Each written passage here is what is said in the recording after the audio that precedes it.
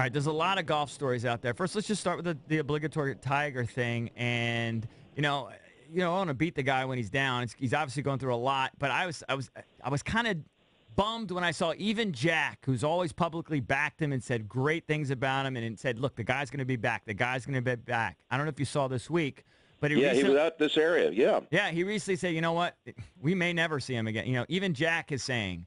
It's hard to imagine Tiger coming back at this point. I'm an amateur photographer, and I go out there and I shoot that event, and I had pictures that popped up on my little social media thing from 3 years ago or so, and it was the last time Tiger played, and he didn't make the cut, and I was looking at the images, and even then, Jim, 3 years ago, he's grimacing, and that's two surgeries. That's before the last two surgeries. It's so hard to see him come out. We just have to accept this, don't we?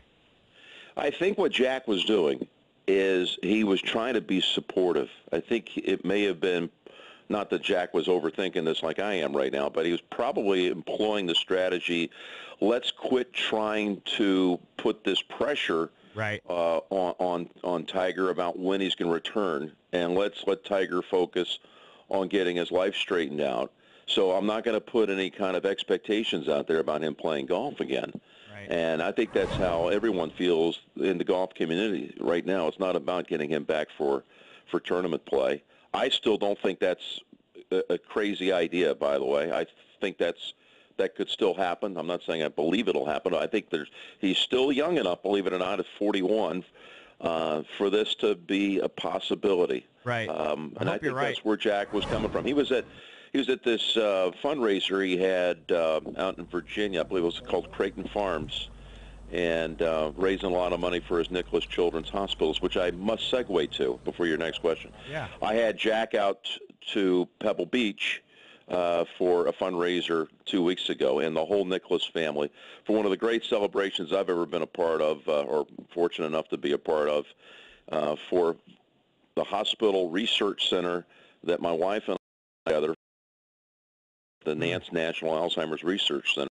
And Jack and Barbara and 4 of their 5 kids and their spouses all came out to California for this event 2 weeks ago to celebrate the great man's career. And it was one of the highlights, like I say, of anything I've ever been able to be a part of in my career, to have Jack Nicklaus back to a place where he had so many memories at Pebble Beach, and to facilitate a dream that I had first heard about when I was a kid. I followed golf so closely when I was a little boy.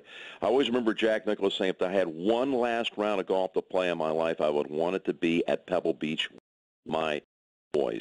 Oh, yep. And I called Jack a year ago, hey, I do this fundraiser out here for our Alzheimer's Research Center every other year. I would like to invite you in June of 2017. And you know that quote? I can make that happen. And sure enough, Jack came out, played Pebble Beach with his boys. Jack is 77 years old, and he did say to me, I would like to do it. I've talked about it for my whole life. That's my goal since I had all these kids. He had 5 kids. Nan came, his daughter, but he said that I'm not ready for that to be my last round of golf, but I'll come out there. Right. So he did, and it was really special. I love Jack Nicklaus. Yeah, so cool, so cool. Let me ask you about the Phil Mickelson Bones deal. All of us seem to be surprised taking him back. 25 years together. Were you as surprised as the rest of us? Shocked. Yeah. Shocked. We have a little CBS commercial on, you guys may have seen, where Bones and Phil are in it. I'm in it, and Peyton Manning's in it. Mm-hmm. Where he's hitting some golf balls. It's a funny little spoof. Right. Obviously, you haven't seen it, so. But I want to hear it. Very perceptive. But I want to hear you. We shot it. I guarantee some of your listeners have seen it, but we shot it in February, and anyway, look, I've known those two guys since they came out on tour 25 years ago, and I have no information. I'm not trying to hide anything. No one really knows what it's all about, except you keep falling back on the idea that Bones, his caddy, had double knee replacement recently, and maybe he was just looking to move on to something else. He did do some TV work last year and was quite good at it, so maybe he resurfaces in a new role.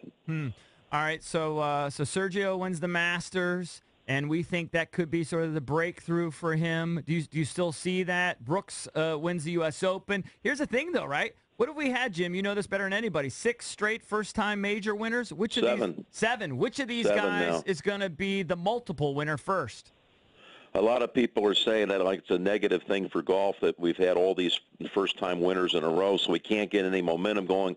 We want some guys to take over the game and give us that star power. But if you look inside of that recent run that goes back a couple of years, some of the guys that you've had as first-time winners are guys like Dustin Johnson and Sergio Garcia and Jason Day. These are all big-time talents who now have been credentialed, and the payoff on that's going to start coming when one of them catches fire and starts winning a second or third, or maybe a couple of them do. But I think it's been a good stretch for the game. It's not like the dominating stretch of Tiger, and it's a hard thing to compare anything in the sport to. But I do think it's good that we've got some of these big raw talents now getting credentialed.